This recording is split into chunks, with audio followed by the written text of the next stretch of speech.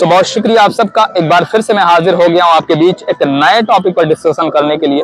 मेरा नाम खुर्शीद खान है और आज मैं जिस टॉपिक पर आपसे बात करने जा रहा हूँ वो टॉपिक इन्फीरियरिटी कॉम्प्लेक्स का है। हम सबकी ज़िंदगी के अंदर बहुत सारी ख्वाहिशें हैं, बहुत सारी डिज़ायर्स हैं। हम एक गोल लेके चलते हैं अपनी ज़िंदगी के अंदर और हमारी पूरी कोशिश होती है, हम अपनी पूरी एनर्जी, पूरी कैपेसिटी और पूरी पोटेंशियल हम इस चीज़ पर लगाते हैं कि वो चीज़ जो मुझे पसंद है वो चीज़ मुझे हर हाल में मिल जाए।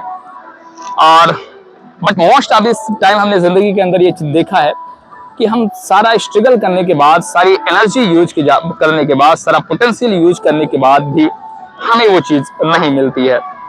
तो फिर होता ये है कि हम फिर इन्फीरियरिटी कॉम्प्लेक्स का शिकार हो जाते हैं, हम फिर मायूस हो जाते हैं, हम फिर नाउमीद हो जाते हैं। हमें फिर लगने लगता है कि शायद यार मुझ में ही कुछ कमी है और फिर हमें लगता है कि शायद मैं किसी काम का नहीं हूँ, मुझसे नहीं होगा, मैं नहीं कर सकता हूँ।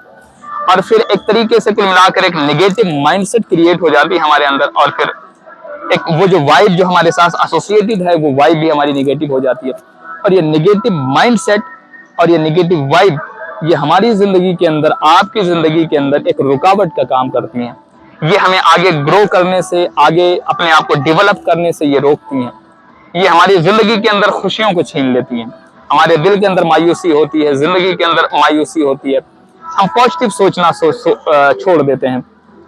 उसका फिर रिजल्ट ये निकलता है कि जिंदगी में हम बड़ा कुछ नहीं कर पाते और खुशी तो हमसे कोसों दूर चली जाती है। हमें करना ये है कि एक फलसफा जिंदगी के अंदर याद रखें कि ये जो दुनिया है ना, ये हमारे हिसाब से नहीं चलती है।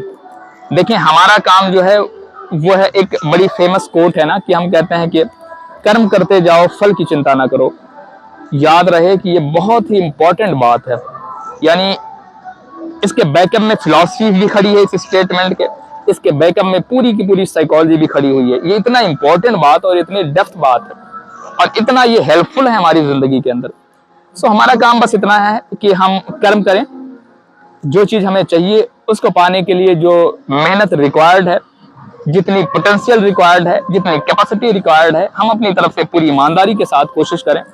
और अगर वो चीज मिल जाए तो फिर शुक्र करें, ग्रेटिट्यूड करें गॉड का और आगे बढ़ जाएं। और अगर वो चीज नहीं मिलती है तो फिर ये बात याद रखें कि इसकी भी पॉसिबिलिटी पहले से मौजूद थी और अपने आप को समझाएं कि नहीं मिला तो कोई बात नहीं, जिंदगी यहीं पे खत्म तो नहीं हो जाती है। और अपने आप को मुतमईन करके, अपने आप को कायल करके आगे बढ़ जाएं। देखें, यकीन करें, मेरी बात मान लें, शायद आपको थोड़ा अजीब लगे कि अगर जिंदगी में हर वो चीज मिल जाए ना जिसकी आप ख्वाहिश करते हैं तो फिर जिंदगी से आप बोर आ जाएंगे। शायद अभी मेरी ये बात आपको समझना है, लेकिन अगर किसी के साथ ऐसा हुआ है कि उसने जिंदगी के अंदर हर वो चीज पा ली है जो वो चाहता था, आप जाके उसका इंटरव्यू लेके देख ले, आप उसके अंदर बड़ी खला होगी। वो फिर भी ये कह रहा होगा कि यार अब क्या करें। उसके अंदर भी एक मायूसी है, उसके अंदर भी एक बेचैनी है कि अब इसके आगे क्या करना है। क्योंकि जब आपको कुछ चीजें नहीं मिलती हैं ना तो फिर आप एफर्ट करते रहते हो, आप कोशिश करते रहते हो। उस कोशिश के अंदर होती ये है कि आपका वक्त गुजरता जाता है और जिंदगी थोड़ी गुजरती जाती है। लेकिन आपको हर वो चीज अगर किसी को मिल गया है जो वो चाहता था, तो अब उसके अंदर बेचैनी इस बात की है यार कि अब क्या करें। तो उसके अंदर भी एक बदसुकूनी है, उसके अंदर भी एक मायूसी है, एक अजीब का टाइप का चिड़चिड़ापन है जो वही एक्सप्लेन कर सकता है। कहने का मतलब ये है, जिंदगी के अंदर याद रखें, हर ख्वाहिशें पूरी नहीं होती हैं।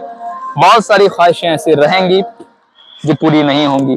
तो उसका तरीका यही है कि फलसफे के अंदर ये बात याद रखें कि कुछ चीजें ऐसी जरूर होंगी जिंदगी के अंदर जो हमें नहीं मिलेंगी और हमें उस अधूरी जो नहीं मिली है उसके साथ ही हमें जिंदगी के अंदर जीना है। और ये जिंदगी की खूबसूरती है।